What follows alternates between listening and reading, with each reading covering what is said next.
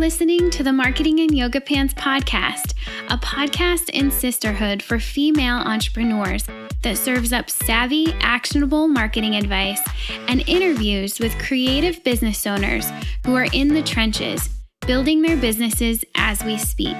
The Marketing in Yoga Pants community is for you, the girl on her couch, in her yoga pants, top knot tight, hunched over her MacBook, trying her hardest to get the word out about her business.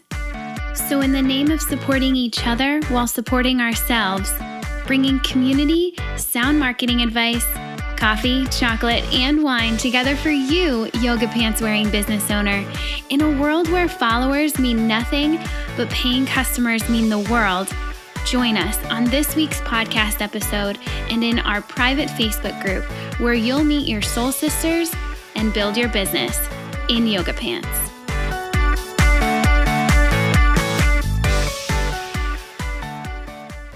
All right.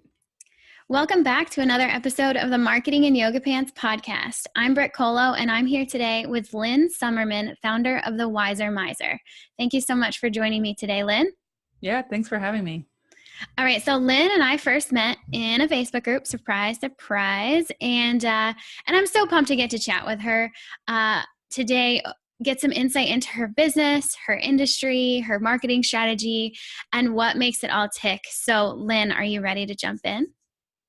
Yes, let's do this. Okay, let's do this. So first of all, we got to know what you do. What is The Wiser Miser? And tell me about how you earn your living.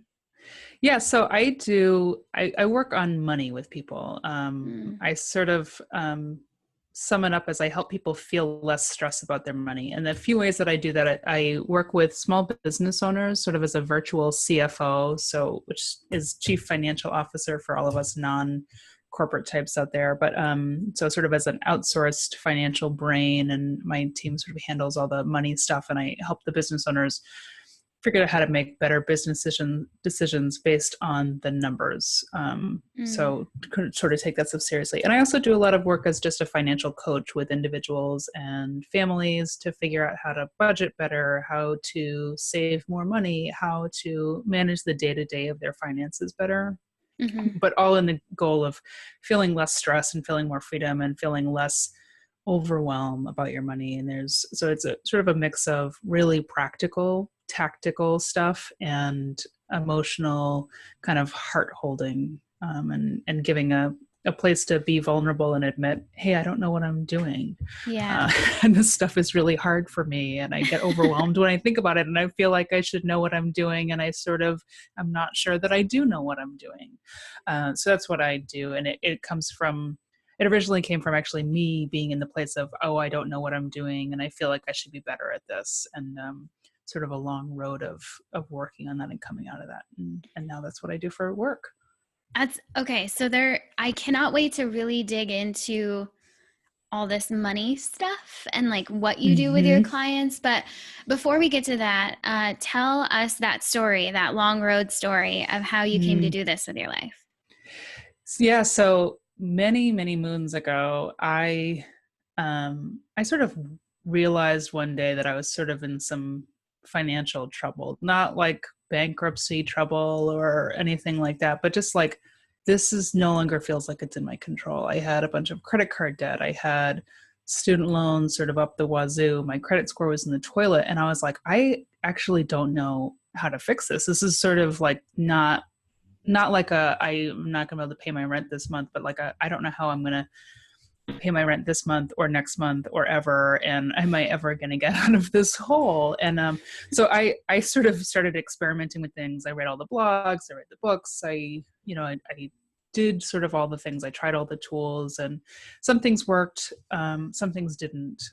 Some things worked better than others, and eventually I sort of found my way with a couple of tools that worked really well for me and a couple of tactics, as well as just some deep work on myself and what sort of got me into that situation of what are sort of some of the habits that I had developed and some of the emotional maps, like sort of the mind maps that I had for myself, and behaviors and beliefs that had gotten me into the situation I was in and that were making it difficult for me to get out of that. So over time, I started again, through sort of a combination of using some practical, roadmaps of, take these steps. And in doing that, I was able to brought up a bunch of sort of, I refer to this as like the emotional muck. It's like the bottom of a pond. You start swimming around and all this junk starts coming up.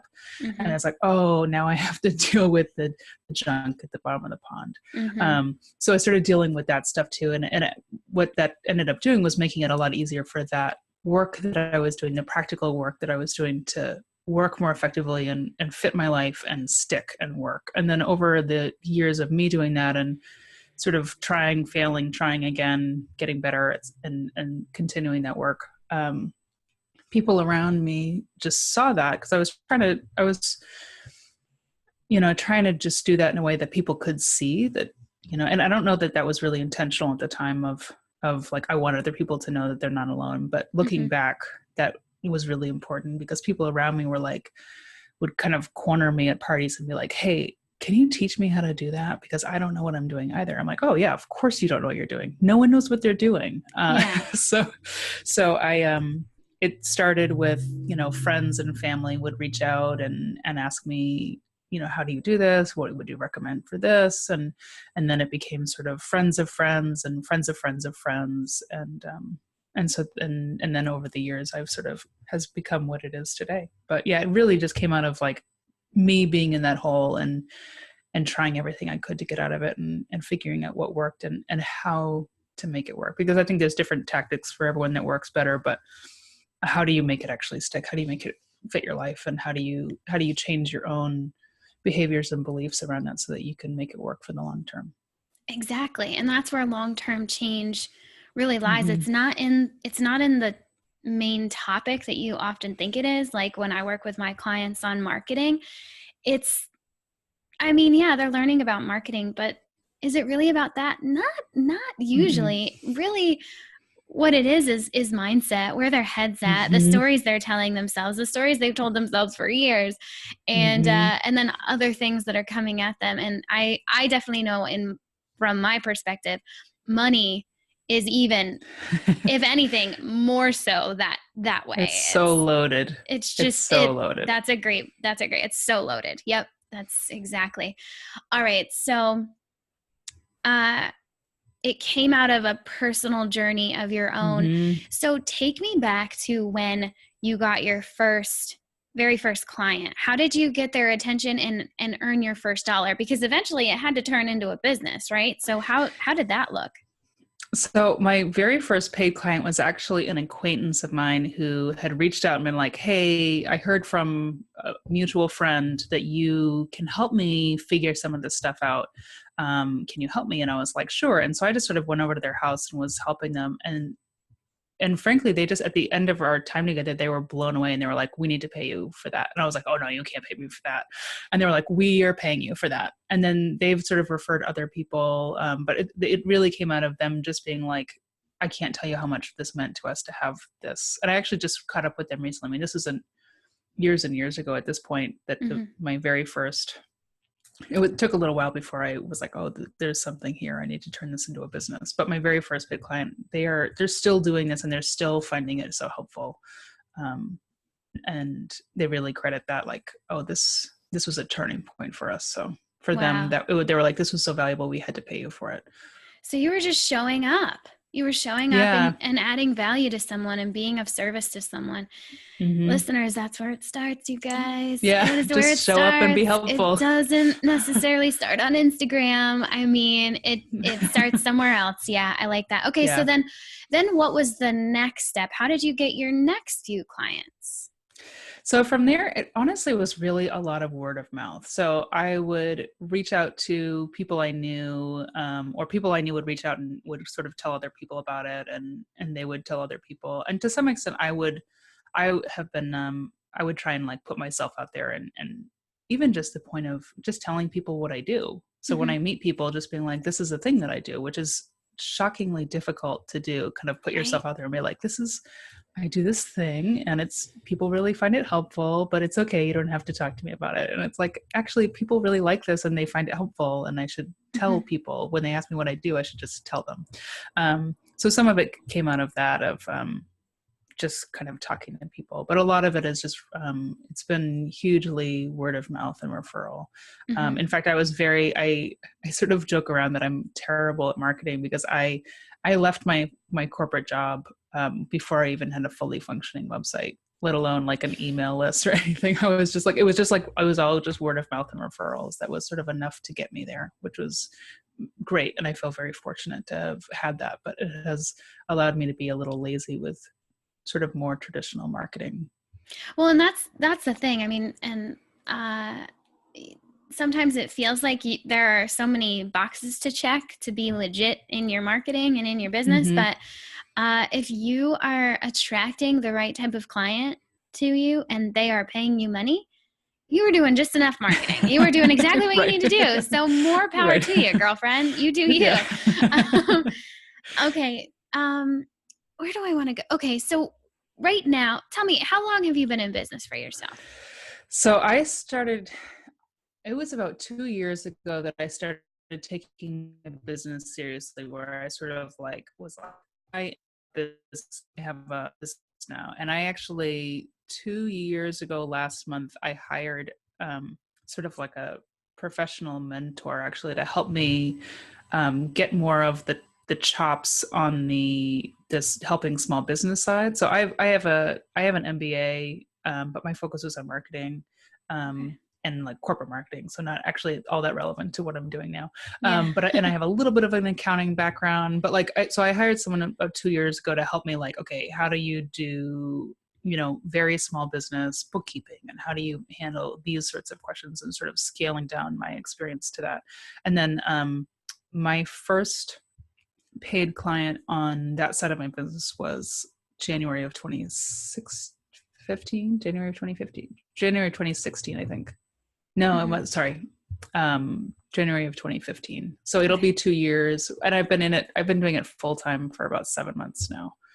Okay. So, all but right. did it on the side for a while. And so now, I mean, I know you've got your website and you've got stuff going on social and email and stuff. So what's working for you right now when it comes to marketing your stuff? It's really, I think, still about relationships for me. Mm-hmm. I find my clients now through and I think that takes a few different forms. So some of that is, engaging with people when they reach out to me on social media or in my email, and, when really encouraging people on my email list to respond to my emails. And then I respond when we have a conversation, reaching out to people that I meet in Facebook groups and inviting them to conversations, or doing some work with people in kind of complementary industries. So like finding people who might be a good partnership. I do a lot of referring my clients to other people. And that's like, it's a nice bonus that those people tend to refer people back to me, but it's not the point of that. I'm just sort of like you said, just showing up and trying to be helpful. So for me, it's really still about relationships. Yeah, me too. That's sort of getting the business is talking to people and just trying every day to show up and be helpful. And I'm also doing some more of the sort of traditional marketing stuff, blogging every week, which doesn't necessarily directly get me clients, but helps me stay in people's radar, I think. So that for sure, it helps kind of build that relationship up, so that when people are ready to kind of make the commitment to making a change in their financial life in whatever form that takes, they're like, oh, I should talk to Lynne. Yeah, exactly. You become more and more of the expert to them. Yes, absolutely. Okay, so let's talk about your clients. Because I'm just interested, when brand new clients come around to you, where are they at? Like, what are they most interested in working on? What's their biggest pain point? And then what do you work on with them? Obviously it's all money related, but what's that journey look like? So I sort of have two different clients. Well, I have like one client sort of on two different stages of her journey. So people that I work with on like personal financial coaching tend to be, they're actually often people who are self-employed or small business owners, but either their business isn't really big enough to warrant having a virtual CFO, or it's just not their focus. But those people tend to be coming to me with questions about like variable income, or how, because I find that people whose income varies because they've got a side hustle or a business or something like that, think that they can't budget. They think that budgeting is not for them, because all traditional budgeting sort of starts with the question of, well, how much money do you make? And then you ask somebody who's self-employed and they kind of get this deer in the headlights look like, great question. I could tell you what I made last month. I have no idea what I'm going to make this month. Yeah. And the way that I approach that is it's just a little bit different. People who, and then sort of on the other side of the coin, people who are a little bit more established, who come to me for more sort of like full service services. Those people, it's a little bit more, I sort of just take over their financial stuff. But for people who come for personal financial coaching, the most common way that I work with people is we'll sort of start by just getting a sense of where they're at. So what are your bills? What are your expenses outside of your bills, like unexpected expenses? How much do you spend on car registration every year? What about the holidays? Like things that you're forgetting when you make a list of your bills that are not bills, but are still expenses you need to think of. Talking about their goals, like what would they like to see different? What does success look like for them? What do they want to have changed in their life? Like what made them think, hey, I need some help here. And we kind of get a sort of a picture of where they are now, where they would like to be. And then I walk them through setting up, using a tool. There's a tool that I love and recommend to everyone, called You Need a Budget, also known as YNAB, that I love, love, love. I don't have any official affiliation with them. I just love it. I've been using it myself for a decade. And I think it's just the best tool on the market. It's also really affordable, and just the system works pretty well. So one of the things that I do is sort of, we get sort of an inventory of how things are going now. What do they want to see change?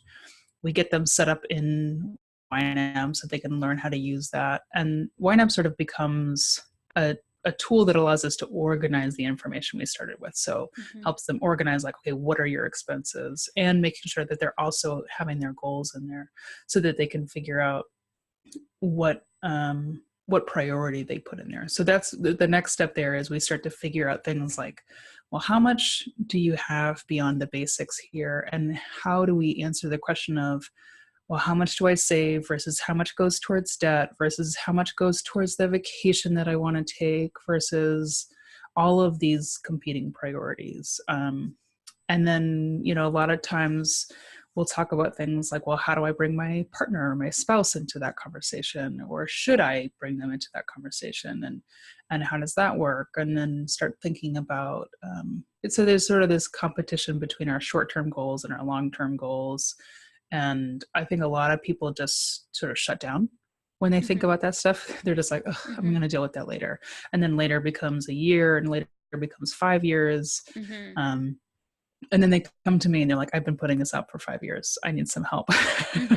Yeah. So yeah, that's sort of like, we sort of use YNAB as a tool that organizes the information, but it really just ends up prompting a lot of the conversations and questions that we then sort of dive into, that center around a couple of common themes, usually around saving more money, paying off debt, priority taking. But we do that in the context of having actual numbers rather than just sort of like, well, I would like to do this. But that allows us to having the numbers allows us to actually make sure that thing happens. Right. Okay, cool. So I tend to be, I feel like I'm pretty good with money, but I just don't like it. Like it's something that I'm good at, but I don't enjoy. One of those weird little dynamics. And so when I hear people, and this might not be happening for a listener right now, when I hear people start talking about expenses and savings and debt and all these like words that I try to avoid. What would you say to that listener that's kind of like getting hives right now? Like, I really want to stop listening to Brittany and Lynne right now. Like, I really want to just remove this out of my life. They're like, move oh, on. my eyes have glazed over and my ears have actually shut down somehow. Yeah. What would you say to her? I would just say that's okay. Mm-hmm. You don't have to like this. It's sort of a chore to some extent, and there are some chores that we do just because we have to do them. Mm-hmm. For some people it's like, man, I hate folding laundry, and to some, there are sometimes situations where you can just be like, I'm gonna have somebody else do that thing for me because I actually just hate it. Mm-hmm. And that's totally valid, but I think there's also some benefit to be had in just making it as simple and as easy to do as possible so that you can just get through it. And I find if you can do that, you might find some enjoyment in it. The other thing I recommend to people is just try and make it as enjoyable as you can. So one of the things that I recommend to couples as they're budgeting together is that they have regular budget meetings, even if there's like one person who's the primary day-to-day, like the person who's paying the bills and keeping everything updated. You want to make sure that your other person is sort of involved. So I'm like, you should have like once a month, just have a check-in on how things are going. And everyone just rolls their eyes. Even people who are like really into this, they're like, oh God, I can't possibly, especially they're like, my spouse will never allow that to happen. Like, well, they are the money hater in this relationship. I'm the nerd. They're the hater.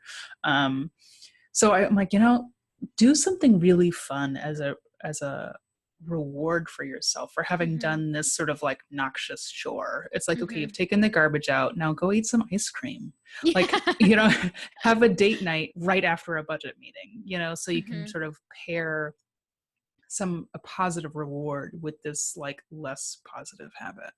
Mm-hmm. I one of the things I actually think a lot about and write about sometimes is sort of the idea of habit change generally. So a habit, which you may know, is sort of basically three parts. There's the habit, there's a trigger, so whatever makes you engage that habit. There's the routine, which is the actual habit, and then the reward that you get. And so if you want to change that habit, one of the things you can do is use the same trigger and the same reward, but just change what happens in between. So things like that, I talk to people about, like, find whatever it is sort of making you make a less ideal financial decision, for instance, and then sort of see if you can use that same trigger and get a different reward. But just Mm-hmm. recognize that, like, it's okay to reward yourself for having done this. Like, it's okay to not like dealing with your money. Mm-hmm. And it's okay to just bribe yourself for doing it until Yeah. you do, Right. until either you do like it or you no longer hate it. Right. Yeah. And I um, find in my experience, if you just kind of start ripping the band-aid off a little bit and mm-hmm. you start digging in, even though it's uncomfortable, it can become very empowering pretty quickly, just Yeah. especially if you've held off for so long, like you said, like, I've known I've needed to do this for 5 years and I still haven't.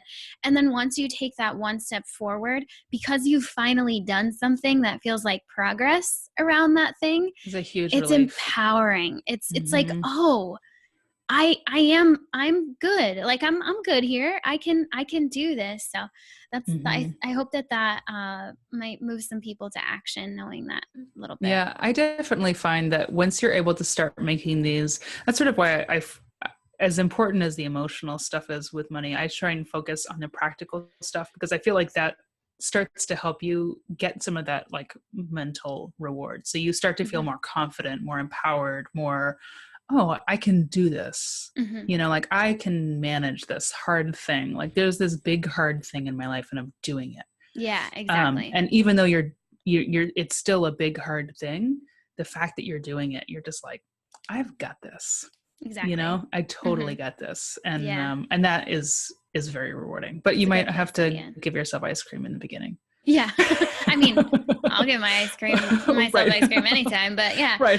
Uh, all right. So let's talk about the work you're doing right now. What are you working on? Where's your focus at?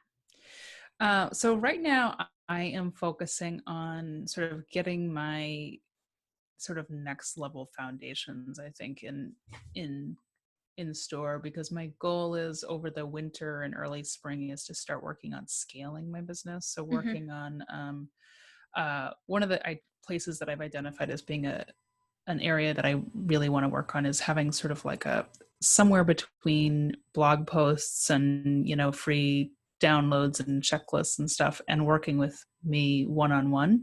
I think both for a time commitment perspective, a financial commitment perspective, I want to have something sort of in the middle there for people. So still sort of figuring out whether that looks like a group coaching program or online courses or some combination of the two of those things.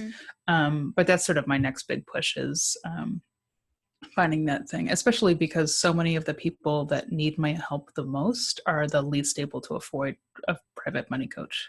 Yeah, that's true. It's, you know, if they've already got struggles, it's hard to get them to go yeah, in on something. Yeah, I can imagine that would be a tough hurdle. Okay. Even if I can sort of, show where, we can find some extra money and, it'll sort of be worth it. It's still difficult to sort of take that step. So, yeah. Interesting.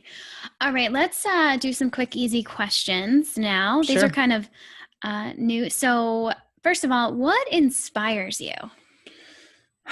That's a great question. I would say I love some of the things that I'm just loving right now that are sort of getting me going is I love seeing my clients make changes in their life. And I know that sounds so cheesy, but like, I just get so fired up when I'm working with someone and you can just see the relief on their faces. Mm-hmm. You can just hear them going, oh, I've got this. Yeah. Like I love that so much.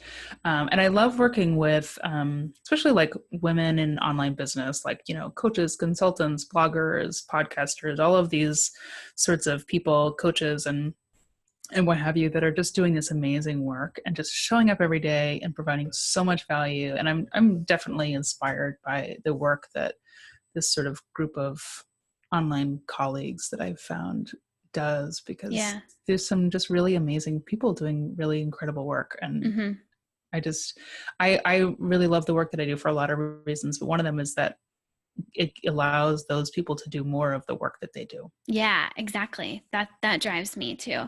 Yeah. All right. So whether you have a team or not, I don't know that answer, but what kind of professional are you thinking about hiring next? I would love to get a little bit more support around design, actually. So I have someone right now who helps me do bookkeeping for my clients, which I am so happy about, because I was spending, especially as I'm growing, I was spending like a whole day every week just doing bookkeeping for my clients. And I was like, oh, that's only going to get more and more and more. And I'm like, I definitely can't do that. So that's been great. And I've got some people helping me with administrative stuff, but I definitely find I'm just not a designer. I have enough of an eye to know what I like and don't like, but I just could really use someone to help me sort of unify my presence on social media and my website and kind of hook it all together and really kind of take it to the next level. So that's probably nice. Like in my head, I'm like, oh, I just sort of keep coming back to them. Like, I could really use some help here. Yeah. It's like every month when you go to make the new graphics, you're like, oh, I really need that girl wherever she is. Yep. Yeah. Wherever she is, come find me. I just went through another round of that. I'm thinking I just outsourced this whole chunk of stuff. And now I found like 4 more things that every time it comes up every month, I'm like, dang, I really need to give these things away. So I'm about to do that again. All right. So if someone wanted to learn, let me ask that question again, because my phone beeped and that'll freak everybody out. If someone wanted to learn more about what we've been talking about today around money and mindset and managing it well, what book would you recommend and what podcast, if any? So I have to admit, I don't listen to that many podcasts. Hmm. I listen to Marketing in Yoga Pants, obviously. Yes, you do. And I listen to this podcast. I listen to one or two other business podcasts, and I listen to I have like a secret love for advice columns. And so I listen to a couple of like advice column podcasts. Hmm. But I don't listen to that many podcasts about money stuff. So I don't have any podcasts to recommend there. That's okay. Um, but as far as books go, I really like a couple of books. I'm looking behind me because I have a stack of business and money books. I've I really like, there's a book by Jen Sincero called You Are a Badass at Making Money, Hmm. which I sort of tell people, I was like, this book makes me very uncomfortable in like the best possible way. Hmm. Like when I got to, there's a part where she asks you to write a letter to money, and I like Hmm. threw the book down. I was like, oh my God, I need to do that. But that makes me so uncomfortable. Yeah. I was like, And this is from the money that's a girl. really, Yeah. I know. And I'm like, and I talk about this all the time. Like, this is what Uh-huh. I do. And I'm just like, okay, that sounds like a really good exercise that I'm going to have to do another day. Hmm. So I like that one a lot. I also, there's some really good books. There's a book called by Karen McCall called Financial Recovery. That's really Okay. good. And she is sort of a very seasoned financial coach. She talks a lot about sort of childhood traumas around money, and not Hmm. even necessarily traumas, but just like childhood junk around Yeah. money and sort of how that informs the way that we behave as adults. Um, and Your Money or Your Life is a very good one, the author of whom is escaping me at the moment. But but that one's a very good one too. Okay. And they're sort of all about that perspective shift. Yeah. They're really sort of all about that. And like I said, sort of what I do looks a lot like very practical tips, and obviously those things are very important, but the real value in those is the emotional junk that they sort of bring up and make you deal Yeah. with. And Yeah, I those agree. books are all about that. Yeah, I haven't read the second two, but I am about three-quarters of the way through Jen Sincero's book. And I had heard like mixed things, mostly positive, but also a little mixed. And you know what? I'm gonna jump in. I'm gonna try to read it. And I love the way she wrote it. It is exactly how Mm. I want to read a book. It's very down to earth. It's very modern. It's very how Mm-hmm. I think our generation kind of talks. So that's always nice. And I've loved answering the questions. You guys, pro tip, if there are questions at the end of a chapter, you are going to get 100 times more out of the Mm-hmm. book if you sit down and answer the questions. And I have done Mm-hmm. that. I read through, I think, the first 7 chapters, and then I went back and I answered all the questions to just hit it all home. So powerful. So Mm-hmm. powerful. Yeah. Mm-hmm. I've loved that. I'm almost done with it. So, all right, one last question we have to end with. Looking back, what advice would you give to yourself when you were first starting your business? That girl on her couch, hunched over her MacBook, trying to figure all of this out. What would you say to her? It's funny. I remember when I first read about the description of marketing in yoga pants, you're like, girl in her yoga pants over her MacBook with her top knot. And I was like, that's me. Yeah. I was like, I know that girl. Yeah. I am that girl. Mm-hmm. And so, yeah, I would say if anything, I would say, I mean, there's some practical things I would say. Start your email list sooner. Don't take your website down for 8 months because you were unsure about the copy on the homepage. Like, it's Yeah. going to be fine. Uh-huh. But I would also just say, experiment with things and see what happens. Like I've really, looking back, I've really enjoyed trying some stuff out in my business and seeing how it worked for me, and then allowing myself to sort of course correct. And over time that has, I've figured out sort of more solid ways of going, but I've really enjoyed doing that. So I would say, just don't be afraid to do that. Mm-hmm. um, to That's like good try advice. something and then see what sticks, see what you like, see what your clients like, in sort of all of the forms of doing this sort of work that we do. Go out and try stuff. I like it. Yeah, Good definitely. advice. Good advice. All right. Thank you so much for that. Okay. So before we go, please tell the listeners where they can find you online. Yeah, so my website is thewisermiser.net. And Mm-hmm. I've actually got, the listeners go to thewisermiser.net/MIYP, I've got a special offer for free one-on-one calls with me to like jump on the phone and hash out like what are sort of like the first and next steps that you can be doing to make some changes in your financial life. I'd love to talk to anyone who needs some help there. I've also got a blog there. I just launched a quiz about how much do you actually know about your business finances, which can is hopefully sort of a lighthearted look at what's going on in your money, but also some practical tips, and you sort of get custom responses of like, here's what you can be doing now, and then what are the next steps for you. I try and make things very digestible and reasonable. But yeah, so thewisermiser.net is where you can find me online. Perfect. All right. And you know what? I took that quiz and I was a little, I was like, oh, I'm going to take it and she's going to tell me how bad I am at everything. And then it was really empowering because it made me realize, you know what? And actually now that I'm thinking about it, that might've been kind of the impetus for me saying, I can take a little bit more control over this money topic. And so, no, it actually empowered me to be like, yo, Brit, you're not that bad. I mean, come on, give yourself a little credit. So that helped me, again, that empowerment piece is, that's definitely what I was missing.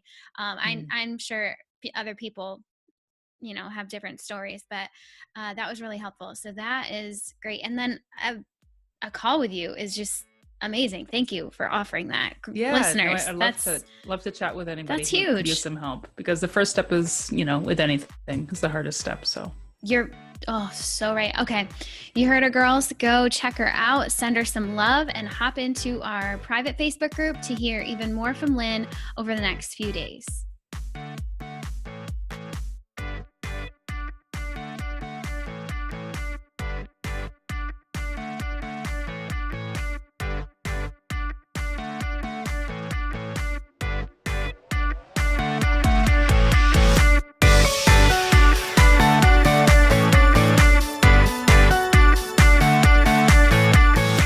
Thanks for joining us on this episode of the Marketing in Yoga Pants podcast. Keep the conversation going by visiting marketinganyogapants.com/Facebook, where you'll get to join that private Facebook group I've been talking so much about. There, you'll get to chat with our podcast guests. Yeah, they're in there too, and all of the other brilliant creative business owners. We're connecting, we're meeting our soul sisters, and we're building our businesses, all while in yoga pants. So come hang out with us. Again, visit marketinganyogapants.com/Facebook to get in. And one more thing. If you dig this podcast, would you be awesome and share it with someone? This entire Marketing in Yoga Pants movement is nothing without its community. So please share. And if you're really feeling the love right now, jump into iTunes. You're probably already there if you're listening to this right now. And leave us a rating and review. The more of those we rack up, the more the podcast will be found by ladies like you, and the stronger this community becomes. This episode was edited and produced by the Podcast Engineers. They're pretty great, so go find them at podcastengineers.com. This episode was also brought to you by my online marketing agency, Jam Marketing Group, and you can find us at jammarketinggroup.co. That's all for now. Thanks for listening, and I'll catch you back here next week on the Marketing in Yoga Pants podcast. Love ya. Bye.